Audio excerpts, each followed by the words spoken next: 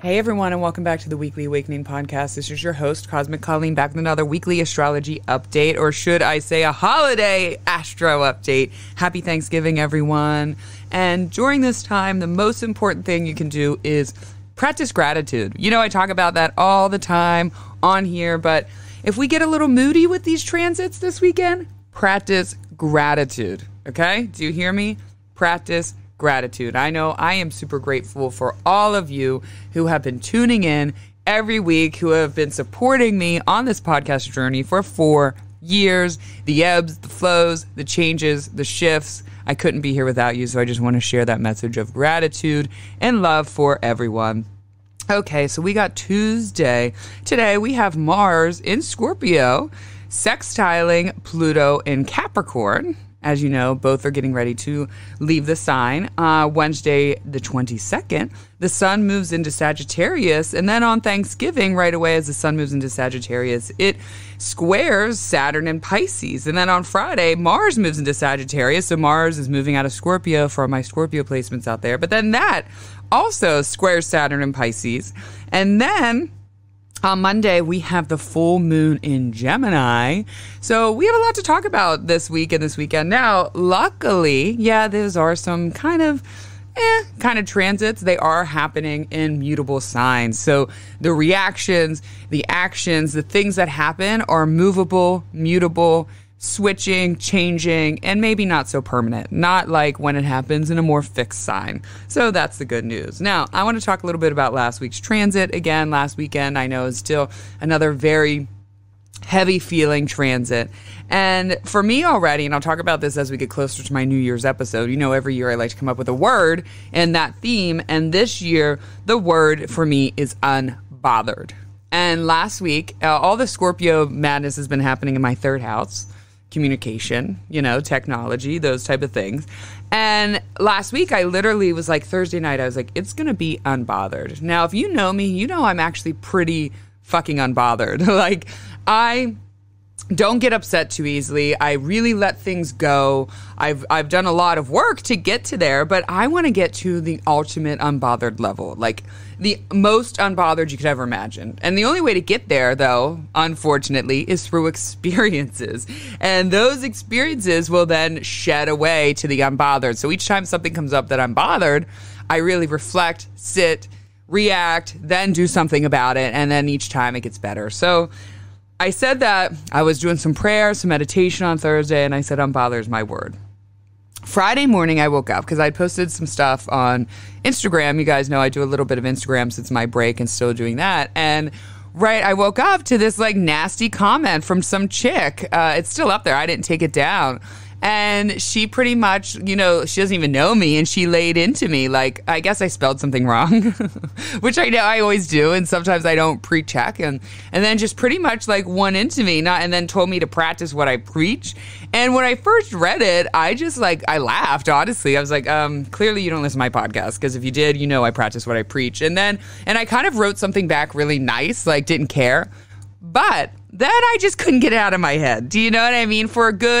I got it out of my head after about an hour, but I even went back and maybe wrote something else a little bit sarcastic and smart. And then I was like, okay, this is like funny how I made this declaration of unbotheredness, and that's going to be my word.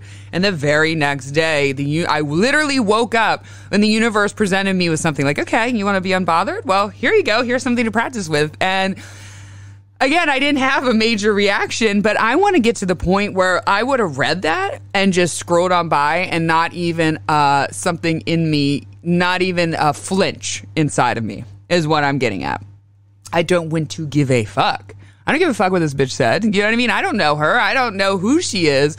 And I don't really care. And I actually don't. And then I went into a deep meditation for another hour, and I did some yoga, and I reflected on that, and I started writing these notes because I was like, I want to get beyond that. That's why I really wrote. It's nice to what I write here. But, again, when you make something in a strong way, the universe will show up to give you the opposite, I guess, if that's what I'm saying. It will show up to test you, to give you practice. And so I had made that declaration. Here was this opportunity. And, I get trolled all the time. So especially when I'd post my videos like on YouTube and stuff, and I've talked about that. But that didn't really bother, that kind of laughed. But I want to get to the point where I don't even need to again, next time I see someone, because I practiced this and I did a lot to remove it after about an hour, I literally am just going to hopefully be able to just scroll by. That's how unbothered I want to be. Unbothered.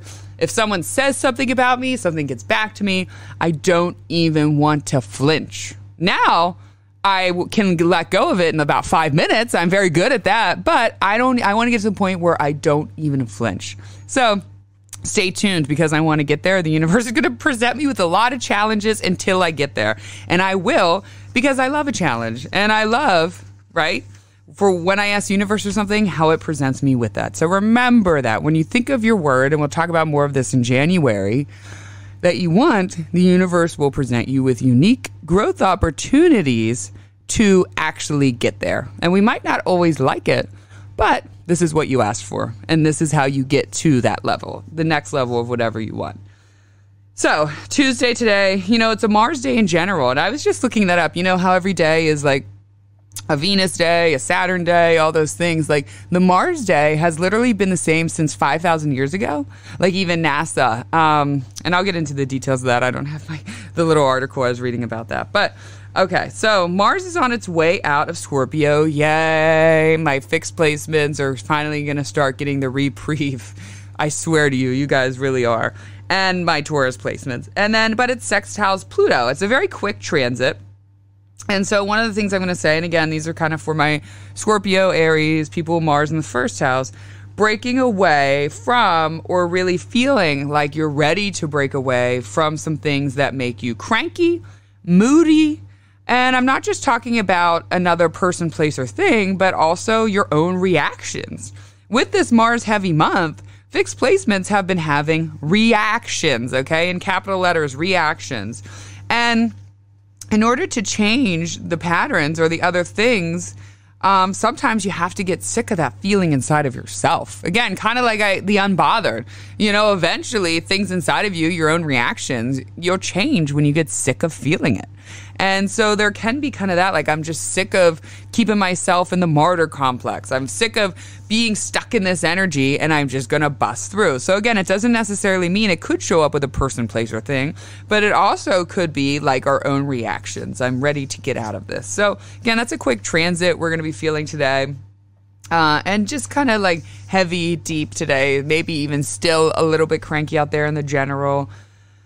And also, there's also this deep need to control your composure or, control temptation. So if you're really feeling that temptation, you're feeling that you're going to want to really, really control it today. So you get what I'm saying? Today is going to be a little bit of that deep control, kind of keep your shit together and bite your teeth, even though you want to explode, you don't. Now, the sun is moving into Sagittarius season, the holiday season. And right away, it's going to square Saturn. So for my mutable signs, I'm talking to you, Gemini, Virgo, Sagittarius, Pisces, going to be feeling this the most. So those placements. There's a strong and ready to pull the trigger, but then comes a sudden pause, with something in your life, within yourself, within someone else, maybe even just something you're excited to do, go to a restaurant. And the energy's there, right? It's very strong. Sun in Sagittarius and the fire. And then all of a sudden it meets Saturn and Pisces. And there's kind of this boom, this fall back. This would be something too where I hope not. I hope everyone stays healthy. But I know when this transit was happening with my Gemini and Saturn and Pisces around my birthday is when I got sick. And my son's teacher, she has some Sagittarius placements, and she had to cancel one of the meetings and stuff yesterday because she got sick. And so there can be that, you're ready to go enjoy. And this is going to be for my Sag and Pisces placements. But then boom, you kind of hit this sickness. I hope none of you do, but there can be that, or just an overtired or exhaustion, fast energy that comes with a sudden pause again, or a halt. That when I first sat down with this transit, that's just what came to my mind. Almost this fast boom and then a halt. Okay. And then there can be a slight block or lapse in wisdom. like kind of like, maybe I shouldn't have done that. I didn't think about it in the moment, but maybe I shouldn't have done that. There can be some regretting your life choices a little bit. I mean, I don't think you'll stay in that energy for too long, and don't, you can't regret anything. Everything happened exactly the way it was supposed to be, but there still can be a little bit of like, oh man, I wish I wouldn't have done that years ago, or something like that can come. It should pass, and if it's not right away, just try to remember you are exactly where you are supposed to be, and everything played out exactly the way it's supposed to play out. And sometimes even if it sucks the way it played out, that means it was for your own evolution, your own awareness, your own soul growth.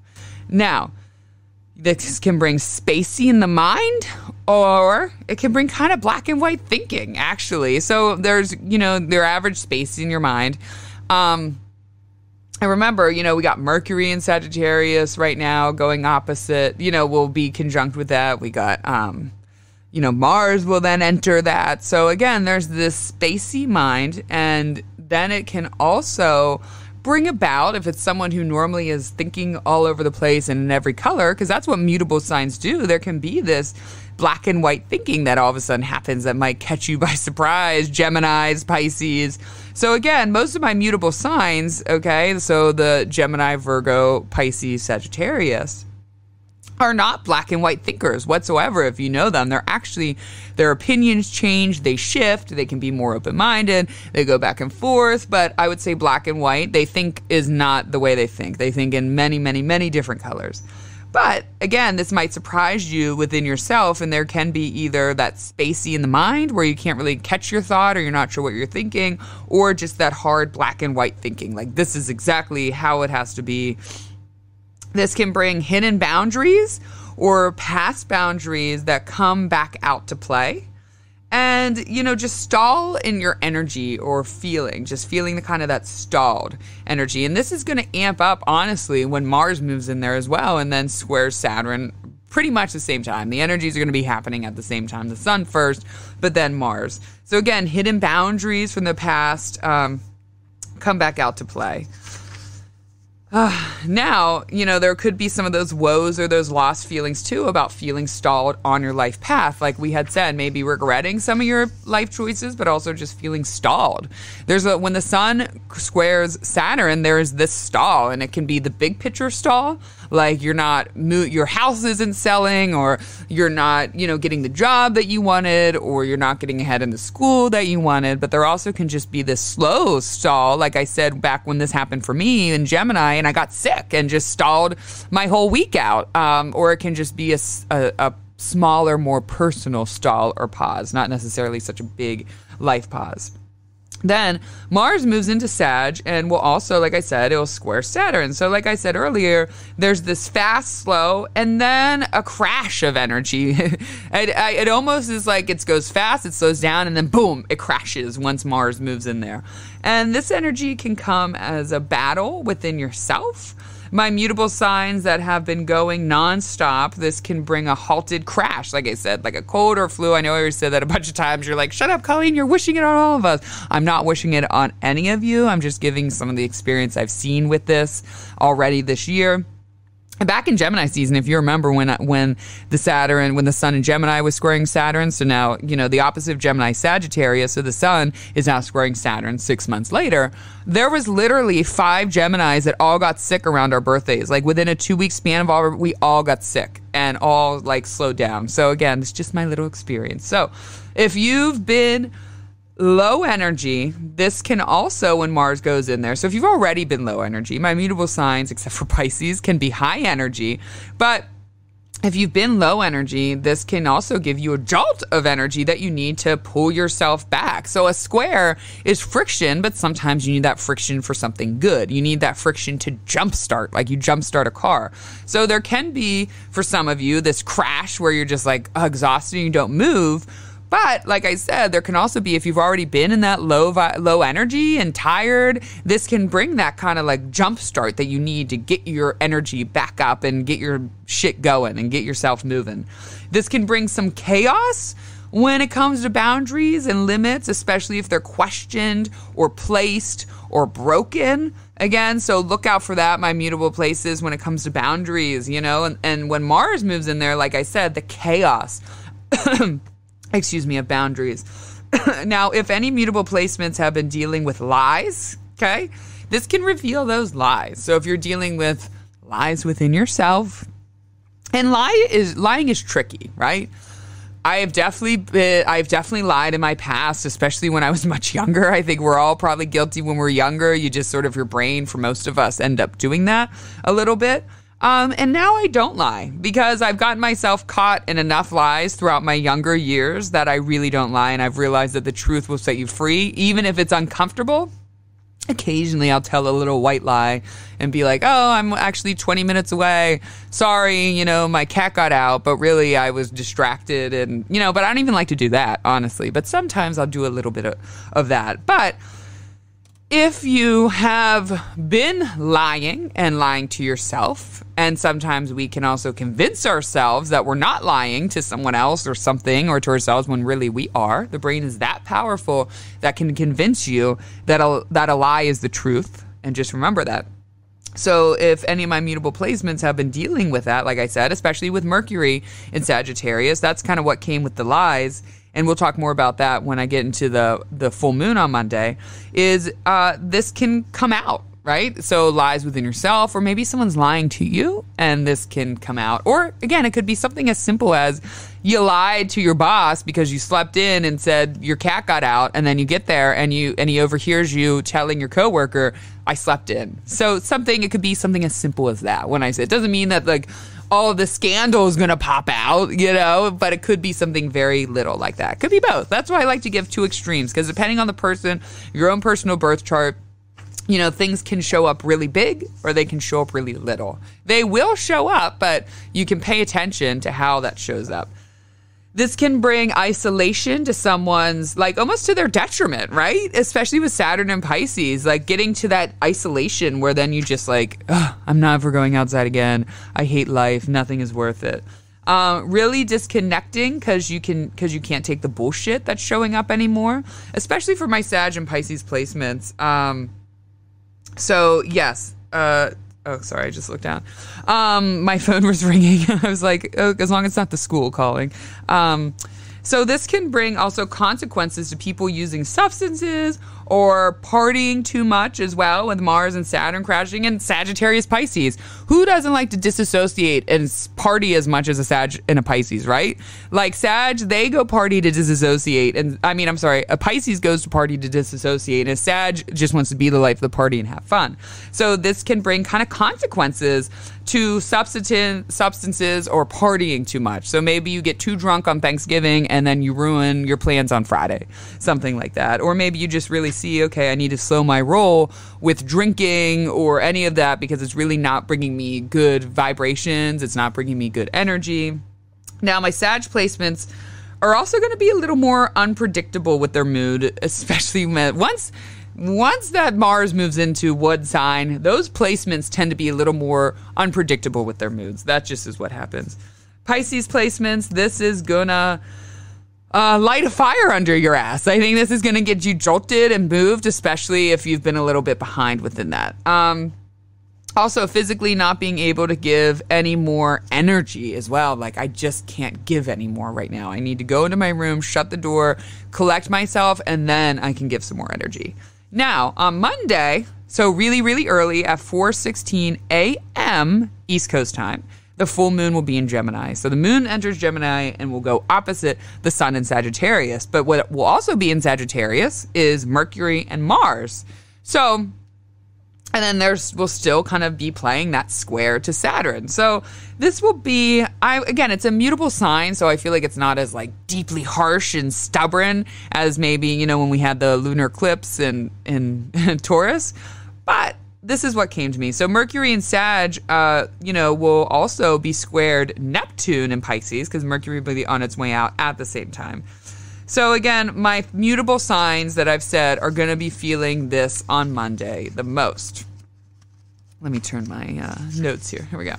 So this kept coming to me, revealing the lie, especially when Mercury is squaring Neptune. When that happens, Mercury, the mind, the communication, and its frictions with Neptune, which is our illusions, delusions, dream world, the veil is dropped in some way within yourselves or someone else. So this can, again, if you didn't get hit this week, it could next week, again, being caught in a fib.